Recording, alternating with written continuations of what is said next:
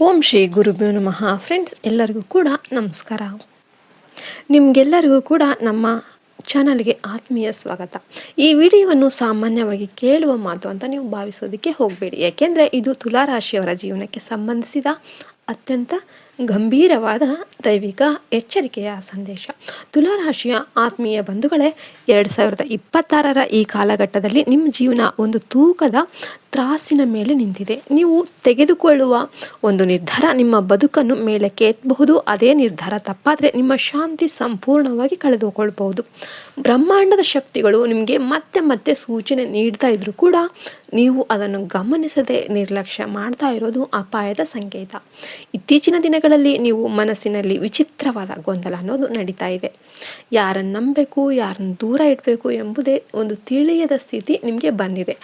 ಎಲ್ಲರಿಗೂ ನ್ಯಾಯ ಮಾಡಬೇಕು, ನ್ಯಾಯ ಕೊಡಬೇಕು ಅಂತ ನೀವು ಎಲ್ಲರನ್ನು ಕೂಡ ಸಮಾಧಾನ ಮಾಡಿಕೊಂಡು ಈ ಥರ ಸ್ವಭಾವನೆ ನಿಮಗೆ ದೊಡ್ಡ ಪರೀಕ್ಷೆ ಆಗುತ್ತೆ. ತುಲಾರಾಶಿಯವರು ಸಹಜವಾಗಿ ಶಾಂತಿಯನ್ನು ಇಷ್ಟಪಡ್ತಾರೆ, ಜಗಳ ಇಲ್ಲದೆ ಬದುಕೋದಕ್ಕೆ ಇಷ್ಟಪಡ್ತಾರೆ. ಆದರೆ ಇದೇ ಗುಣವನ್ನು ಕೆಲವರು ನಿಮ್ಮ ವಿರುದ್ಧ ಬಳಸ್ಕೊಳ್ತಾ ಇದ್ದಾರೆ. ನಿಮ್ಮ ಮೌನವನ್ನು ದುರ್ಬಲತೆ ಅಂತ ಭಾವಿಸಿ ನಿಮ್ಮ ಬೆನ್ನ ಹಿಂದೆ ತೀರ್ಮಾನಗಳನ್ನು ತೆಗೆದುಕೊಳ್ತಾ ಇದ್ದಾರೆ. ಇನ್ನು ದೈವಿಕ ಸಂದೇಶ ಸ್ಪಷ್ಟವಾಗಿದೆ. ಅದೇನೆಂದರೆ, ಎಲ್ಲರನ್ನು ಸಂತೋಷಪಡಿಸೋದಕ್ಕೆ ಹೋಗಿ ನಿಮ್ಮ ಜೀವನವನ್ನು ನೀವು ತೂಕ ಕೆಡಿಸ್ಕೊಳ್ಳೋದಕ್ಕೆ ಹೋಗಬೇಡಿ. ಆರ್ಥಿಕವಾಗಿ ನೋಡಿದರೆ ಹಣ ಬರ್ತಾ ಇದ್ರು ಕೂಡ ಮನಸ್ಸಿಗೆ ತೃಪ್ತಿ ಇಲ್ಲ. ಎಷ್ಟು ಸಂಪಾದನೆ ಮಾಡಿದರೂ ಕೂಡ ಖರ್ಚುಗಳು ನಿಯಂತ್ರಣಕ್ಕೆ ಬರ್ತಾ ಇಲ್ಲ. ಯಾರಿಗೋ ಸಹಾಯ ಮಾಡಬೇಕು ಎಂದು ಹಣ ಕೊಟ್ಟು ನಂತರ ಅದೇ ಹಣಕ್ಕಾಗಿ ಮನಸ್ಸಿನಲ್ಲಿ ಪಶ್ಚಾತ್ತಾಪ ಪಡ್ತಿರುವ ದಿನಗಳು ನಿಮಗೆ ಇವೆ. ಇನ್ನು ತುಲಾರಾಶಿಯವರಿಗೆ 2026ರಲ್ಲಿ ಹಣಕ್ಕಿಂತ ಹೆಚ್ಚಾಗತ್ತೆ ಇರೋದು ಹಣದ ಮೇಲಿನ ಹಿಡಿತ. ಎಲ್ಲರೂ ಮತ್ತು ಕೇಳಿ ನಿರ್ಧಾರ ತೆಗೆದುಕೊಳ್ಳುವ ಒಂದು ಅಭ್ಯಾಸವನ್ನು ನೀವು ಈಗಲೇ ಬದಲಾಯಿಸಬೇಕು. ಇಲ್ಲವಾದರೆ ಮುಂದಿನ ದಿನಗಳಲ್ಲಿ ಅನಗತ್ಯ ಸಾಲ, ಮಾನಸಿಕ ಒತ್ತಡ ನಿಮ್ಮನ್ನು ಆವರಿಸಬಹುದು. ಇದು ದೈವ ಶಕ್ತಿಗಳು ನಿಮಗೆ ಎಚ್ಚರಿಸುತ್ತೆ. ಒಂದು ಪುರಾತನ ಕಥೆ ಇಲ್ಲಿ ನಾವು ನೆನಪಿಸ್ಕೋಬೋದು. ಒಮ್ಮೆ ಧರ್ಮರಾಜ ಯಮನು ಒಬ್ಬ ವ್ಯಕ್ತಿಗೆ ಹೇಳ್ತಾನೆ, ನ್ಯಾಯ ಎಲ್ಲರಿಗೂ ಒಂದೇ, ಆದರೆ ನೀನು ನಿನ್ನ ಮೇಲೇನೂ ಇದೇ ನ್ಯಾಯವನ್ನು ಬಳಸಬೇಕು.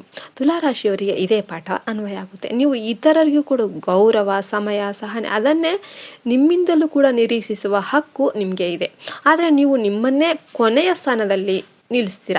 2026ರಲ್ಲಿ ಇದು ಬದಲಾಗಬೇಕು. ನಿಮ್ಮ ಜೀವನದಲ್ಲಿ ನಿಮಗೆ ಮೊದಲ ಆದ್ಯತೆಯನ್ನು ನೀವು ಕೊಡಬೇಕಾಗುತ್ತೆ.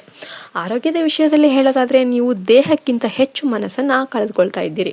ಅತಿಯಾದ ಚಿಂತನೆ, ಸುಮ್ಮನೆ ಚಿಂತೆ ಮಾಡೋದು, ನಿದ್ರಾಹೀನತೆ, ಒತ್ತಡ ಇವೆಲ್ಲವೂ ಕೂಡ ನಿಮ್ಮ ಆರೋಗ್ಯವನ್ನು ನಿಧಾನವಾಗಿ ಕುಗ್ಗಿಸುತ್ತೆ. ತುಲಾರಾಶಿಯವರು ಸಣ್ಣ ಸಮಸ್ಯೆಗಳನ್ನು ದೊಡ್ಡದಾಗಿ ಯೋಚಿಸುವ ಸ್ವಭಾವವನ್ನು ಹೊಂದಿರ್ತಾರೆ. ಆದರೆ ದೈವಿಕ ಸೂಚನೆ ಏನು ಅಂತಂದರೆ, ಮುಂದಿನ 2 ತಿಂಗಳು ನಿಮ್ಮ ಆರೋಗ್ಯದ ಬಗ್ಗೆ ನಿರ್ಲಕ್ಷ್ಯ ವಹಿಸಿದರೆ ತುಲಾರಾಶಿಯವರು ಸಣ್ಣ ಸಣ್ಣ ವಿಷಯಗಳನ್ನು, ಸಣ್ಣ ಸಣ್ಣ ಸಮಸ್ಯೆಗಳನ್ನು ದೊಡ್ಡದಾಗಿ ಅದನ್ನೇ ಯೋಚನೆ ಮಾಡಿ ಅದನ್ನೇ ದೊಡ್ಡದಾಗಿ ಮಾಡಿಬಿಡ್ತಾರೆ. ಆದರೆ ದೈವಿಕ ಸೂಚನೆ ಏನಪ್ಪ ಅಂತಂದರೆ, ಮುಂದಿನ 2 ತಿಂಗಳು ನಿಮ್ಮ ಆರೋಗ್ಯದ ಬಗ್ಗೆ ನೀವು ನಿರ್ಲಕ್ಷ್ಯ ವಹಿಸಿದೆ ಆದರೆ ನಂತರ ಪಶ್ಚಾತ್ತಾಪ ಪಡುವ ಒಂದು ಸ್ಥಿತಿ ಕೂಡ ನಿಮಗೆ ಬರುತ್ತೆ. ಇನ್ನು ವೈದ್ಯಕೀಯ ಸಲಹೆಯನ್ನು ನೀವು ಕಡೆಗಣಿಸೋದಕ್ಕೆ ಹೋಗಬಾರ್ದು. ಜೊತೆಗೆ ಮನಸ್ಸನ್ನು ಶಾಂತಗೊಳಿಸುವ ಒಂದು ಅಭ್ಯಾಸವನ್ನು ಬೆಳೆಸ್ಕೊಳ್ಬೇಕು. ಪ್ರಾರ್ಥನೆ ಇದಕ್ಕೆ ಸಹಾಯ ಮಾಡುತ್ತೆ, ಆದರೆ ಕ್ರಿಯೆ ಇಲ್ಲದೆ ಫಲ ಸಿಗೋದಿಲ್ಲ. ಉದ್ಯೋಗ ಮತ್ತು ವ್ಯಾಪಾರ ಕ್ಷೇತ್ರದಲ್ಲಿ ತುಲಾರಾಶಿಯವರಿಗೆ 2026 ಮಹತ್ವದ ವರ್ಷ ಅಂತಾನೆ ಹೇಳ್ಬಹುದು. ನೀವು ಬಹುಕಾಲದಿಂದ ಕಾಯ್ತಿದ್ದ ಅವಕಾಶ ಈಗ ನಿಮ್ಮ ಹತ್ತಿರನ ಬರ್ತಾ ಇದೆ. ಆದರೆ ಅದನ್ನು ಗುರುತಿಸುವ ಧೈರ್ಯ ನಿಮಗೆ ಇಲ್ಲ. ಭಯ ಮತ್ತು ಗೊಂದಲ ನಿಮ್ಮನ್ನು ಹಿಂದೆ ತಳ್ತಾ ಇದೆ. ಇತರರ ಸಲಹೆ ಕೇಳೋದು ತಪ್ಪಲ್ಲ, ಆದರೆ ಅಂತಿಮ ತೀರ್ಮಾನ ನಿಮ್ಮದಾಗಬೇಕು. ನಿಮ್ಮ ಯೋಜನೆಗಳನ್ನು ಎಲ್ಲರ ಮುಂದೆ ಹೇಳ್ಕೊಳ್ಳೋದಕ್ಕೆ ಹೋಗಬೇಡಿ. ನಿಮ್ಮ ಯಶಸ್ಸನ್ನು ಸಹಿಸದವರು ನಿಮ್ಮ ಸುತ್ತಲೇ ಇದ್ದಾರೆ. ಮೌನವಾಗಿ ಕೆಲಸ ಮಾಡಿ, ಸಮಯ ಬಂದಾಗ ಫಲವನ್ನು ಅನುಭವಿಸಿ. ಸಂಬಂಧಗಳ ವಿಷಯದಲ್ಲಿ ತುಲಾರಾಶಿಯವರು ಅತ್ಯಂತ ಎಚ್ಚರಿಕೆಯಿಂದ ಇರಬೇಕು. ನಿಮ್ಮ ಒಳ್ಳೆಯ ಮನಸ್ಸನ್ನು ದುರ್ಬಳಕೆ ಮಾಡಿಕೊಂಡವರು ನಿಮ್ಮ ಜೀವನದಲ್ಲಿ ಇದ್ದಾರೆ. ನೀವು ಪ್ರೀತಿಯಿಂದ ಮಾತನಾಡಿದರೆ ಅದನ್ನು ನಿಮ್ಮ ದುರ್ಬಲತೆ ಅಂತ ಭಾವಿಸ್ತಾ ಇರ್ತಾರೆ. ಇನ್ನು 2026ರಲ್ಲಿ ನೀವು ಕಲಿಯಬೇಕಾದ ಪಾಠ ಏನಂತಂದರೆ, ಮೃದುತ್ವ ಇರಬೇಕು, ಆದರೆ ಅದನ್ನು ಗಡಿ ಇರಬೇಕು. ಅದಕ್ಕೂ ಎಲ್ಲರಿಗೂ ಎಲ್ಲವನ್ನು ವಿವರಿಸುವ ಅವಶ್ಯಕತೆ ಖಂಡಿತವಾಗ್ಲೂ ಇಲ್ಲ. ನಿಮ್ಮ ಆತ್ಮಗೌರವವನ್ನು ಕಾಪಾಡಿಕೊಂಡು ಬದುಕೋದು ಪಾಪ ಅಲ್ಲ. ಈ ಸಂದೇಶ ನಿಮ್ಮನ್ನು ಭಯಪಡಿಸೋದಕ್ಕೆಲ್ಲ, ನಿಮ್ಮನ್ನು ಎಚ್ಚರಿಸೋದಕ್ಕೆ. ಮುಂದಿನ 30 ದಿನಗಳು ತುಲಾರಾಶಿಯವರಿಗೆ ಅತ್ಯಂತ ನಿರ್ಣಾಯಕ ಆಗಿರುತ್ತೆ. ನೀವು ತೆಗೆದುಕೊಳ್ಳುವ ಒಂದು ತಪ್ಪು ನಿರ್ಧಾರ ನಿಮ್ಮ ಶಾಂತಿಯನ್ನು ಕಸಿದುಕೊಳ್ಬಹುದು. ಇದೇ ರೀತಿ ಒಂದು ಸರಿಯಾದ ನಿರ್ಧಾರ ನೀವು ಹೊಸ ದಿಕ್ಕನ್ನು ತೋರಿಸ್ಬೋದು. ನಕಾರಾತ್ಮಕ ಜನರಿಂದ ದೂರ ಇದ್ಬಿಡಿ. ನೀವು ಬ್ರಹ್ಮಾಂಡ ಯಾವತ್ತೂ ಸಮತೋಲನವನ್ನು ಬಯಸುತ್ತೆ, ಆದರೆ ನೀವೇ ನಿಮ್ಮ ಜೀವನದ ತ್ರಾಸನ್ನು ಹಿಡಿಬೇಕು. ನೀವು ಸತ್ಯ, ಶ್ರಮ ಮತ್ತು ಆತ್ಮಗೌರವದ ಹಾದಿಯಲ್ಲಿ ನಡೆದರೆ ದೈವಶಕ್ತಿಗಳು ಖಂಡಿತವಾಗ್ಲೂ ನಿಮ್ಮ ಬೆನ್ನಿಗೆ ನಿಲ್ಲುತ್ತೆ. 2026 ಈ ವರ್ಷ ನಿಮ್ಮ ಪಾಲಿಗೆ ಜಾಗೃತಿಯ ವರ್ಷವಾಗಲಿ.